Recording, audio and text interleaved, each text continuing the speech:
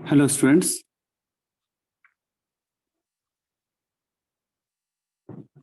हम लोग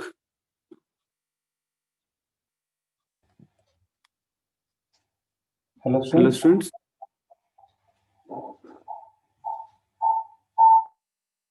हेलो। हम लोग आज सम फैक्टर्स पढ़ने जा रहे हैं जो फैक्टर्स इक्विलिब्रियम कांस्टेंट को इफेक्ट करते हैं और इक्विलिब्रियम पॉइंट को इफेक्ट करते हैं। सबसे पहले तो चीज समझनी, इक्विलिब्रियम कांस्टेंट वर्ड आ रहा है कांस्टेंट। इक्विलिब्रियम कांस्टेंट तो कांस्टेंट रहेगा। यदि किसी रिएक्शन ने इक्विलिब्रियम अचीव कर लिया है तो इक्विलिब्रियम कांस्टेंट उस रिएक्शन का कांस्टेंट रहेगा। नहीं, कुछ ऐसे फैक्टर हैं जो कि किसी भी एक रिएक्शन के इक्विलिब्रियम कांस्टेंट को डिस्टर्ब कर देते हैं, इक्विलिब्रियम कांस्टेंट को चेंज कर देते हैं। वो दो फैक्टर्स कौन से हैं? Temperature and stoichiometric coefficient. Temperature के ऊपर कैसे डिपेंड करता है equilibrium constant?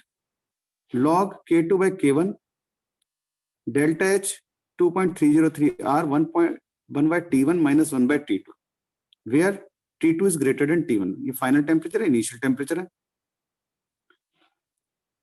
This equation is called went of equation. Went of equation.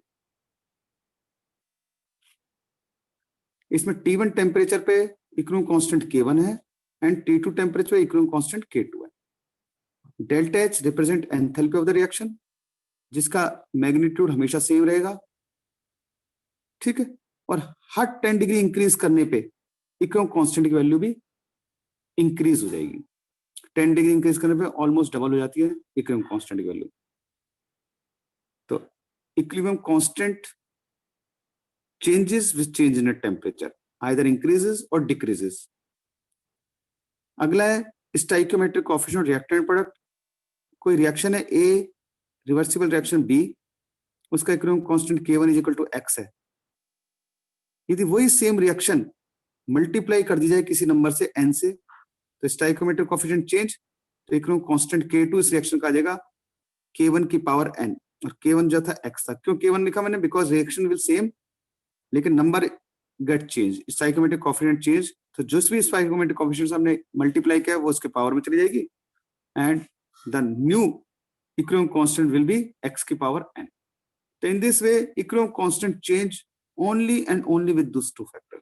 But now अगली चीज जो हम पढ़ने जाएंगे, equilibrium state.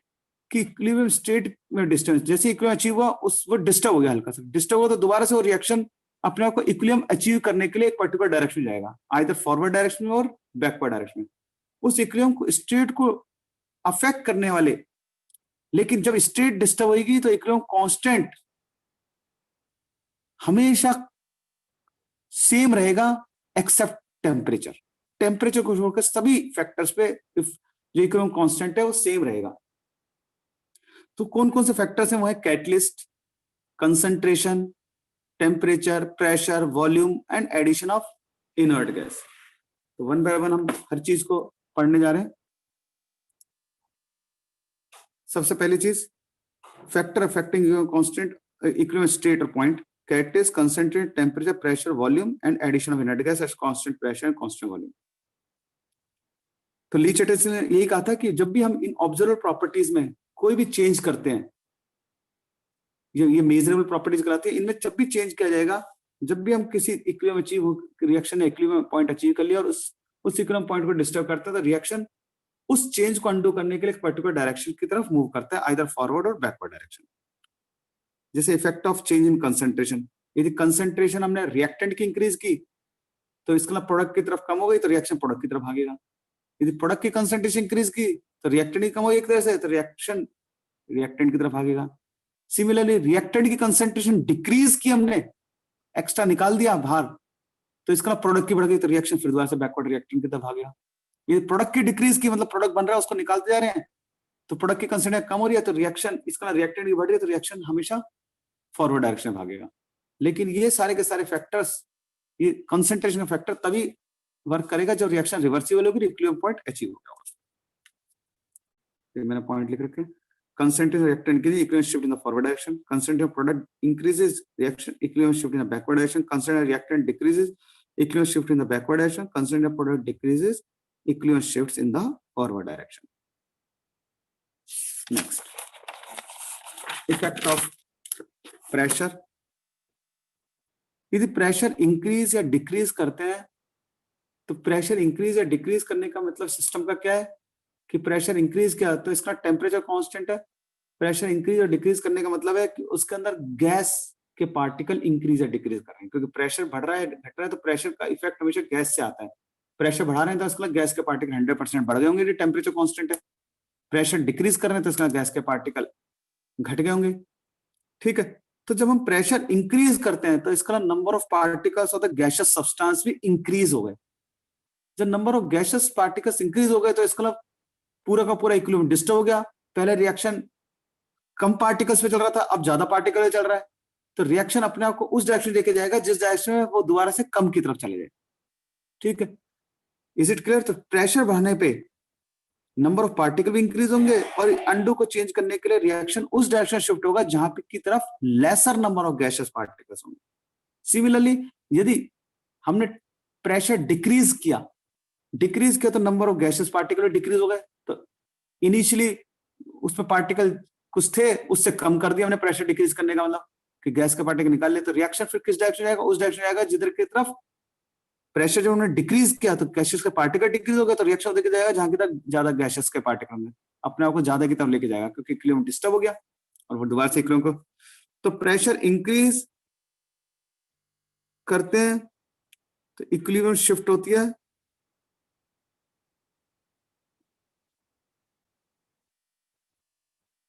Towards lesser number of gaseous particle, gaseous particle only। Pressure decrease करते हैं तो इक्विलिब्रियम शिफ्ट होती है towards higher number of gaseous particles. तो फॉर एग्जांपल ये रहते हैं, इस रिएक्शन का एक पर्टिकुलर 1 एटमॉस्फेयर प्रेशर में चल रहा था, हमने 2 एटमॉस्फेयर प्रेशर कर दिया।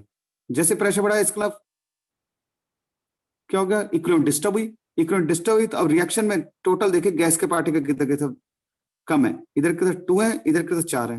प्रेशर इंक्रीज करने पे रिएक्शन किधर की तरफ जाएगी? जिधर के लोअर गैसियस पार्टिकल होंगे तो इधर की तरफ भागेगी फॉरवर्ड डायरेक्शन। इसका इस रिएक्शन को यदि हमें प्रोडक्ट बनाना है, अमोनिया बढ़ाना है, तो प्रेशर थोड़ा सा कम करना पड़ेगा। यदि हम प्रेशर डिक्रीज करेंगे इस रिएक्शन तो उधर की तरफ जाएगी जहां की तरफ हायर गैसियस पार्टिकल होंगे 4। लेकिन यदि किसी रिएक्शन में दोनों तरफ इक्वल गैसियस पार्टिकल हो तो फिर प्रेशर का कोई इफेक्ट नहीं आएगा। जैसे इस reaction H2 gas I2 gas, यहाँ पे 2 गैस के पार्टिकल, यहाँ भी 2 गैस के पार्टिकल हैं, तो हम प्रेशर इंक्रीज करें डिक्रीज करें, reaction will never, equilibrium will never be affected. Is it clear? Now effect of volume. Volume और प्रेशर एक दूसरे के इनवर्स प्रोपोर्शनल होते हैं अकॉर्डिंग टू बॉयल्स लॉ। तो इसका मतलब वॉल्यूम बढ़ाएंगे तो इसका प्रेशर डिक्रीज हो रहा है, प्रेशर डिक्रीज हो जाता है ना, गैस के पार्टिकल डिक्रीज हो रहे हैं। प्रेशर के पार्टिकल डिक्रीज हो जाए तो रिएक्शन किधर की तरफ आ गई? उधर की तरफ जहां की तरफ हायर नंबर ऑफ गैस के पार्टिकल्स होंगे।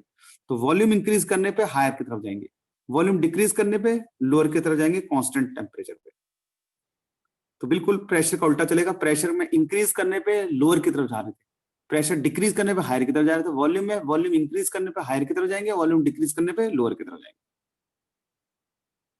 Hope you understand. Effect of temperature, this would be important effect, कई बार बच्चे इसमें कंफ्यूज हो जाते हैं। तो टेम्परेचर का इफेक्ट पढ़ने के लिए सबसे पहले तो हमें पता होना चाहिए जो रिवर्सिबल रिएक्शन हो रही है उसका डेल्टा एच पता होना जरूरी है। जब तक डेल्टा एच नहीं पता होगा यू कैन नॉट डिटरमाइन कि which direction reaction will take place if temperature increase और डिक्रीजेस। तो डेल्टा एच पता होना चाहिए। सपोज किसी रिएक्शन का डेल्टा एच पॉजिटिव है, सबसे पहले पॉजिटिव एंडोथर्मिक को रिप्रेजेंट करते हैं और ये फॉरवर्ड डायरेक्शन के लिए बताएंगे। यदि बोल दिया delta H positive, forward direction की बात कर रहे हैं, फॉरवर्ड डायरेक्शन में डेल्टा एच पॉजिटिव, इसका एंडो, तो बैकवर्ड में एंड। एंडोथर्मिक का मतलब है हीट एब्जॉर्ब होना, जब छोटी क्लास से पढ़ते हैं इसका ना heat act as a reactant for this reaction, forward direction के लिए रिएक्टेंट है। ठीक है, रिएक्टेंट है। अब टेम्परेचर बढ़ा रहा हूं, टेम्परेचर बढ़ाऊंगा तो हीट भी बढ़ेगी, एनर्जी बढ़ती है रिएक्शन के अंदर, एनर्जी बढ़ेगी तो हीट बढ़ेगी। इसका ना रिएक्टेंट बढ़ रहे हैं, रिएक्टेंट बढ़ रहे हैं तो हमने क्या सीखा था कंसंट्रेशन में, रिएक्टेंट बढ़ेंगे तो रिएक्शन किधर की जाएगी? Forward direction. तो जब हम टेम्परेचर बढ़ाएंगे तो reaction will takes place in the endothermic, क्योंकि फॉरवर्ड डायरेक्शन एंडोथर्मिक है। Is it clear? अगेन मैं एक और दूसरे टाइप का क्वेश्चन लेता है कि सपोज ये एक्सोथर्मिक रिएक्शन है, फॉरवर्ड डायरेक्शन में नेगेटिव है, बैकवर्ड डायरेक्शन में एंडो है। एक्सो का मतलब हीट एग्जिट हो रहा है, मतलब heat is the form of product. अब अगेन मैं टेम्परेचर बढ़ाता हूं, देखते हैं किधर किधर जाते हैं। फॉरवर्ड में जाएगी क्या? टेम्परेचर बढ़ाया, एनर्जी बढ़ी, एनर्जी बढ़ी, इसका मतलब हीट बढ़ा, हीट बढ़ा मतलब प्रोडक्ट्स बढ़ रहे हैं, क्योंकि अब एक्सोथर्मिक है तो फॉरवर्ड डायरेक्शन है तो एनर्जी बढ़ रही है, एनर्जी बढ़ रही है तो प्रोडक्ट्स बढ़ रहे हैं, प्रोडक्ट्स बढ़ रहे हैं तो रिएक्शन किधर किधर जाएगी? रिएक्टेंट की तरफ, और रिएक्टेंट अगेन एंडोथर्मिक है। तो टेम्परेचर बढ़ाने पे हमें ये वर्ड यूज नहीं करना कि फॉरवर्ड या बैकवर्ड। टेम्परेचर बढ़ाने पे किसी रिएक्शन में फॉरवर्ड हो सकती है, किसी रिएक्शन में बैकवर्ड हो सकती है। तो याद रखना, टेम्परेचर बढ़ाने पे रिएक्शन हमेशा एंडोथर्मिक डायरेक्शन की तरफ जाएगी। किसी रिएक्शन में यदि एंडोथर्मिक फॉरवर्ड है तो फॉरवर्ड चली जाएगी, किसी रिएक्शन में एंडोथर्मिक बैकवर्ड है तो बैकवर्ड में चलेगी। तो इधर टेम्परेचर बढ़ाने पे एंडोथर्मिक जा रही है, तो टेम्परेचर घटाने पे एक्सोथर्मिक डायरेक्शन में जाएगी, ये पक्का है। एक्सो के लिए भी कर लेते हैं कि सपोज ये रिएक्शन है एंडोथर्मिक फॉरवर्ड डायरेक्शन, फॉरवर्ड में एंडो, बैकवर्ड में exo. Heat is a form of reactant for forward direction, तो बैकवर्ड डायरेक्शन के लिए प्रोडक्ट हो गया। अब चलो कोई बात नहीं, हम ये टेम्परेचर घटाया तो हीट घट रही है, टेम्परेचर घटाया तो एनर्जी भी घटेगी, मतलब जितनी हीट ऑब्जर्व करा तो उससे कम जाएगी। हीट कम हो रही है मतलब रिएक्टेंट कम हो रहा है, रिएक्टेंट कम हो रहा है मतलब प्रोडक्ट बढ़ रहा है, तो रिएक्शन किधर जाएगी? बैकवर्ड, इस रिएक्शन के लिए। और इसमें बैकवर्ड डायरेक्शन कौन सा है? एक्सोथर्मिक। तो टेम्परेचर घटाने पे हमेशा एक्सोथर्मिक डायरेक्शन आती है, ये हमने लिखा। तो hope you all understand what is the effect of the temperature. Next, effect of catalyst. Catalyst को याद रखना, कभी भी इफेक्ट नहीं करता इक्विलिब्रियम पॉइंट पे। Catalyst never affect, because catalyst rate of reaction को चेंज करता है। यदि रेट ऑफ रिएक्शन इंक्रीज हो गई फॉरवर्ड की, तो बैकवर्ड भी अपने आप इंक्रीज हो जाएगी। यदि रेट ऑफ रिएक्शन फॉरवर्ड की डिक्रीज हो तो बैकवर्ड भी अपने आप डिक्रीज हो जाएगी। तो catalyst never affect the equilibrium point. अब effect of addition of inert gas. Inert gas का मीनिंग सबसे पहले ये नहीं सोचा कि नोबल गैस, नोबल गैस होती है इनर्ट गैस, लेकिन इसके साथ साथ हम रिएक्शन में यदि कोई इनर्ट गैस डाल रहे हैं तो इसका मीनिंग यह है कि ऐसी गैस भी ऐड कर सकते हैं जो उस रिएक्टिंग मिक्सचर के साथ रिएक्ट ना करे, ना रिएक्टेंट के साथ ना प्रोडक्ट के साथ, उसको भी हम इनर्ट गैस का ही नाम देते हैं। और एट कांस्टेंट टेम्परेचर कर रहे हैं सारी चीज, ठीक है। इनर्ट गैस के एडिशन दो तरीके से होते हैं, constant volume at constant pressure. सबसे ज्यादा कांस्टेंट वॉल्यूम पड़ रहा है। जब हम इनर्ट गैस ऐड कर रहे हैं तो ऑलरेडी रिएक्टेंट और प्रोडक्ट्स के अंदर जो गैस बनी है वो, ठीक है, प्लस जो हमने गैस डाली है वो, ठीक है, इन सबका मिला के प्रेशर कहलाता है पी टोटल। इस जिसको इन ये जो रिएक्शन चल रही है पूरी की पूरी वो एक किसी कंटेनर चल रही है, तो इसका उसका वॉल्यूम भी वी टोटल कहलाता है, ठीक है। टेम्परेचर कांस्टेंट है। इन सभी रिएक्टिंग मिक्सचर की गैसेस का कुछ मोल्स भी होंगे, चाहे वो हमने इनर्ट गैस भी डाली है तो उनके मोल्स को कहते हैं एन टोटल। तो पहले तो कांस्टेंट वॉल्यूम मतलब वी टोटल कांस्टेंट कर दिया हमने, वॉल्यूम हमने चेंज नहीं करा। 2 लीटर फ्लास्क में चल रहा था, 2 लीटर फ्लास्क में चल रहे हैं रिएक्शन। जब एडिशन किया उससे, जब एडिशन नहीं किया था उससे पहले भी 2 लीटर फ्लास्क में, जब हमने कोई इनर्ट गैस ऐड किया तब भी 2 litre flask. Formula according to ideal gas equation, P total V total into N total R into T. ये पी टोटल टोटल प्रेशर है which included pressure of inert gas, N total is the number of moles of the reacting and product form gases as well as inert gas, ठीक है। now v total is constant, r constant, t constant। इसका p total direct proportional n total आ गया, क्योंकि constant है। हम ऐसे लिख सकते हैं p total is equal k into t, ये कांस्टेंट है, तो p total upon n total is constant आ गया। अब हमें पार्शियल प्रेशर निकालना है कोई भी गैस का, चाहे रिएक्टिंग का मिक्सचर का गैस का निकाल लो, चाहे प्रोडक्ट की गैस का मिक्सचर का निकाल लो। किसी भी एक गैस का हम गैस ए ले ली जो कि रिएक्टेंट है प्रोडक्ट है, उसका पार्शियल प्रेशर लिखते हैं। इनर्ट गैस नहीं है इसमें। P A is equal to chi A P total, dot of partial pressure हम ड्राइव कर चुके थे। Chi A is equal to the number of moles of A upon N total, ठीक है। अब हम कोई रिएक्टिंग ना तो गैस ऐड कर रहे ना निकाल रहे, तो मतलब उनका एन टोटल तो कांस्टेंट रहेगा। एन टोटल कांस्टेंट रहेगा तो P total P N sorry उस गैस का एन ए भी कांस्टेंट रहेगा और पी ए भी कांस्टेंट रहेगा। ये और ये ऑलरेडी कांस्टेंट है, P total upon N total यहाँ पे, ये भी कांस्टेंट है, ये भी चेंज नहीं हो रहा, क्योंकि हमको ना तो हम इनर्ट गैस ऐड कर रहे हैं, ना कि हम गैस ए जो रिएक्ट कर रही है या गैस ए जो बन रही है उसको ऐड कर रहे हैं, तो उसके भी कांस्टेंट है, ये भी कांस्टेंट है, ये भी चेंज नहीं हो रहा। इसका मतलब जब पार्शियल प्रेशर चेंज ही नहीं हो रहा तो इसका मतलब इक्विलिब्रियम के कोई इफेक्ट नहीं हुआ, इक्विलिब्रियम एज इट इज चल रहा है, इक्विलिब्रियम पॉइंट जो है। तो जब भी हम इनर्ट गैस को कांस्टेंट वॉल्यूम पे डालते हैं तो इक्विलिब्रियम पॉइंट पर कोई इफेक्ट नहीं आता, equilibrium point remain as it is. ठीक है, नेक्स्ट, यदि हम इनर्ट गैस को कांस्टेंट प्रेशर पे ऐड करें तो मतलब पी टोटल हमने कांस्टेंट कर दिया, कांस्टेंट प्रेशर मतलब टोटल प्रेशर कांस्टेंट कर रखा है। इज इट क्लियर कि पहले भी 2 एटमॉस्फेयर पे था, बाद में भी 2 एटमॉस्फेयर रख रखा है हमने। इनर्ट गैसेस का मिला के रिएक्टिंग टोटल प्रेशर कांस्टेंट रहना चाहिए। इनर्ट गैस को डाला गया पहले बाद में, तो इस तरीके से रहना चाहिए कि टोटल प्रेशर कांस्टेंट रहे। तो इसका टोटल प्रेशर कांस्टेंट, वॉल्यूम बढ़ेगा घटेगा। ठीक है, तो P total V total is equal to N total R T, ये कांस्टेंट ये कांस्टेंट ये कांस्टेंट, तो V total direct N total हो गया। ठीक है, अब now partial pressure of the gas, वही गैस ए का पार्शियल प्रेशर निकाला, N A upon N total. अब देखो पी टोटल कांस्टेंट है, ये तो हमने पहले से लेके चल रहे हैं कंडीशन। एन ए हम ये वाली गैस ना तो डाल रहे ना ऐड कर रहे। अब ये तो डाल रहे ना ऐड कर रहे, लेकिन एन टोटल के अंदर इनर्ट गैस इंक्लूड हो रहा है, एन टोटल के अंदर इनर्ट गैस इंक्लूड कर रहे हैं along with what reacting gases and product gases। तो एन टोटल इंक्रीज हो रहा है। ठीक है, क्यों? क्योंकि हम वॉल्यूम इंक्रीज कर रहे हैं, क्योंकि प्रेशर को कांस्टेंट करना है तो वॉल्यूम इंक्रीज या डिक्रीज करना पड़ेगा। तो जब एन टोटल बढ़ेगा तो इसका पार्शियल प्रेशर बढ़ेगा घटेगा, तो N total as inert gas is added. ठीक है, वो इंक्रीज हो रही है, उसके केस में भी इंक्रीज हो रही होगी, लेकिन पी टोटल भी, इन दोनों का जो रेशो वो कांस्टेंट है, लेकिन इसमें इसका रेशो के साथ कोई रेशो नहीं आ रहा, कांस्टेंट नहीं हो रहा, ये अलग से कांस्टेंट है, इसके बारे में कोई कांस्टेंट के बारे में बात नहीं, क्योंकि एन टोटल तो डिपेंड कर गया वी टोटल के ऊपर। ठीक है, क्योंकि वॉल्यूम हमारा चेंज हो रहा है, इसका मतलब प्रेशर को कांस्टेंट कर ले, तो एन टोटल यदि इंक्रीज हो रहा है क्योंकि इनर्ट गैस को इंक्लूड कर रहे हैं, तो इसका पार्शियल प्रेशर डिक्रीज होगा, पार्शियल प्रेशर डिक्रीज होगा, तो इसका पार्शियल प्रेशर डिक्रीज हो रहा है गैस का, तो रिएक्शन का इक्विलिब्रियम डिस्टर्ब हो गया। प्रेशर डिक्रीजेस तो रिएक्शन किधर किधर जाएगी, उधर की तरफ जहां की तरफ higher number of gases moles होंगे। तो जब भी हम प्रेशर के को क्या करते हैं, कांस्टेंट करते हैं, तो इनर्ट गैस का इफेक्ट आ जाता है और इक्विलिब्रियम शिफ्ट हो जाती है उधर की तरफ जहां पे higher number of gaseous substance होंगे। ओके, अब अगली चीज हम जो पढ़ने जा रहे हैं वो अगली चीज है हमारी इसके अंदर सबसे important, log and anti log. Log and anti log, तो लॉग और एंटी लॉग को समझने के लिए हमें टेबल की कोई रिक्वायरमेंट नहीं, इन कुछ वैल्यूज को याद रख लेनी है। log 1 0, log 2 की वैल्यू 0.30, 3 की वैल्यू ये, 5 की वैल्यू दिस, 7 की वैल्यू दिस, 11 की वैल्यू दिस, 10 की वैल्यू दिस। लॉग की आइडेंटिटी है log a into b, log a plus log b, log a by b, log a minus log b, log a की power n and log a।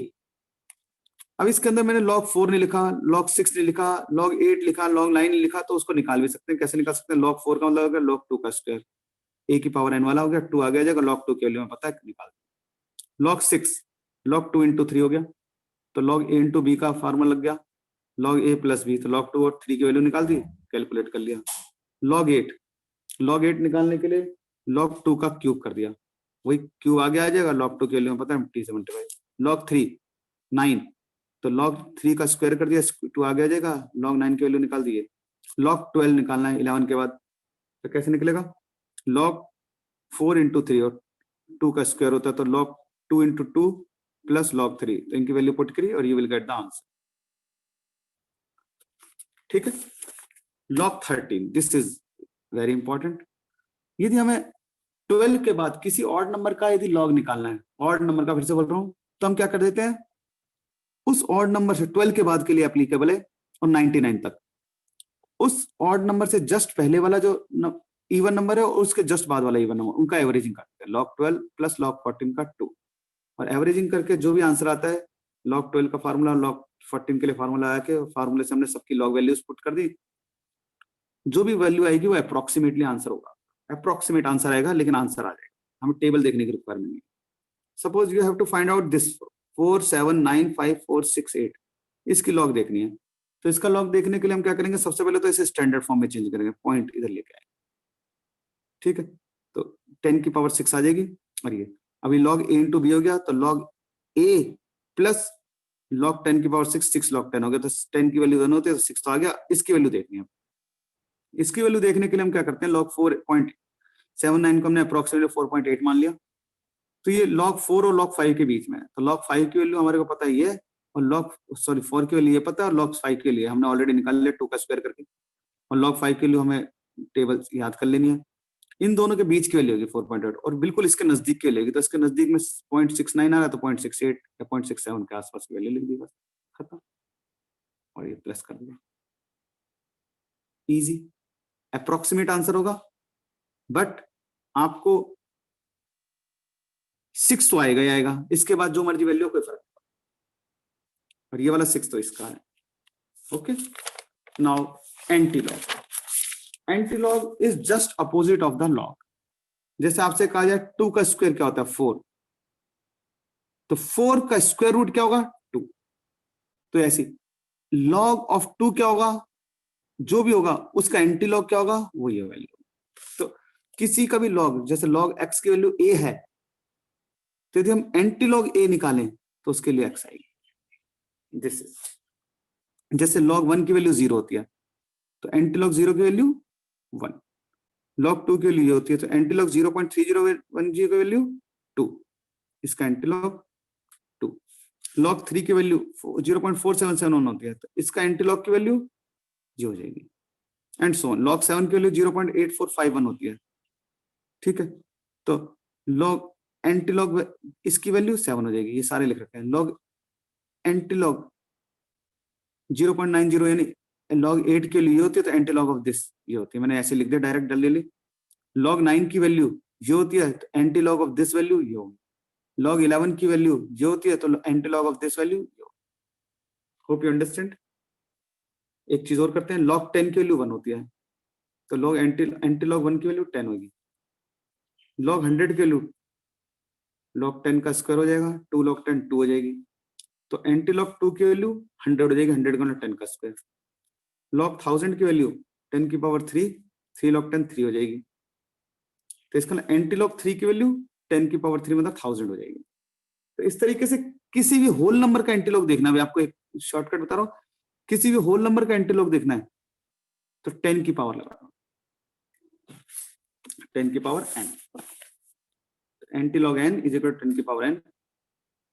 Now anti log 0.9341 की value देखनी है, तो 0.9341 की value देखनी है, तो आपने देखा कि यहाँ पे एंटी लॉग वैल्यूज हमने सारी लिख रखी हैं, तो हमें बोला गया 0.9341, तो 0.9341 इन दोनों के बीच में आएगा, तो मतलब लॉग एंटी लॉग दिस और एंटी लॉग दिस इनके बीच में आएगा, तो मतलब आंसर 8 और 9 के बीच में आना चाहिए। तो 8 और 9 के बीच में कोई भी 8.5 8.4 कुछ भी लिख दो, that would be the answer. Approximately ये हो गया, और इससे पॉइंट से पहले जो नंबर होता है उसको 10 की पावर लेते हैं, 10 की पावर 0 तो 1 होती है।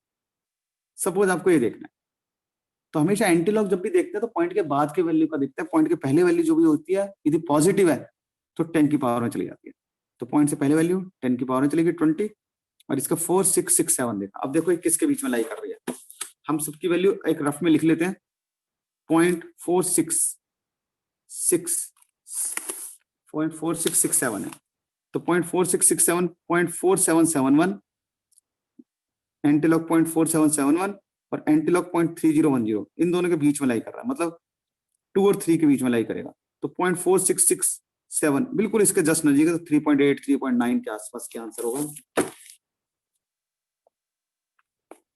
सॉरी 3 है ना, तो 2.9 2.8, तो ये हमने आंसर लिख दिया 2.96, कुछ भी लिख दो, ठीक है। तो 2 और 3 के बीच की वैल्यू है, तो 3 से थोड़ा सा कम होगा और 2 से बहुत ज्यादा होगा, उसके नजदीक है तो 2.9 के आसपास में वैल्यू। एक इंपॉर्टेंट चीज है, एंटीलॉग किसी नेगेटिव नंबर का देखना है, 10 की पावर 20 आई गया था, है ना। एंटीलॉग किसी नेगेटिव नंबर का देखना है, डायरेक्ट नहीं करेंगे, सबसे पहले पॉइंट से पहले जो नंबर होगा उससे एक बड़े नंबर से प्लस माइनस कर देंगे, पॉइंट से पहले 2 -2 है तो +3 और -3 से करा, प्लस वाले के साथ सब्ट्रैक्ट किया, जो भी नंबर आया पॉजिटिव आ गया। तो पॉइंट के बाद वाला नंबर पॉजिटिव है, पॉइंट के पहले वाला नंबर नेगेटिव है। हमको इसको लिखने का तरीका क्या है, 0 के बाद 0 हटाया और 3 के ऊपर बार लगा दिया।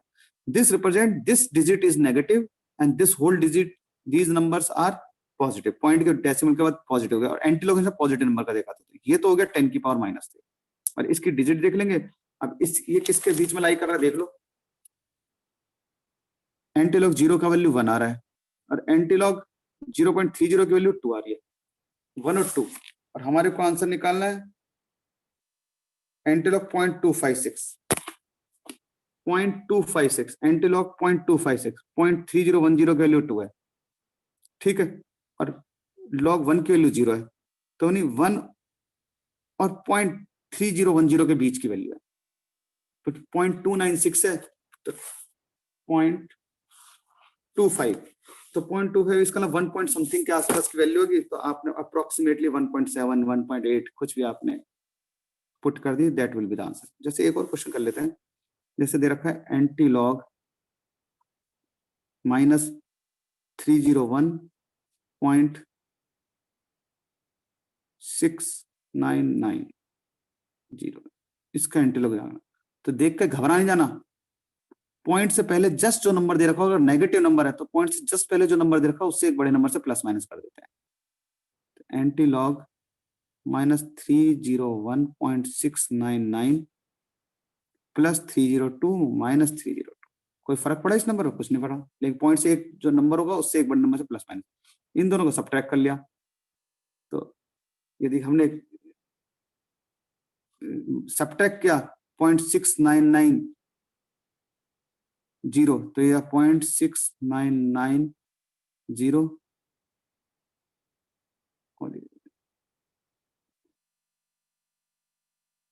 302 हो गया 301, मेरे 302 में से सब्ट्रैक्ट करना है। तो 0 का 0, 10 में से 9 गए 1, 10, 10 का 0,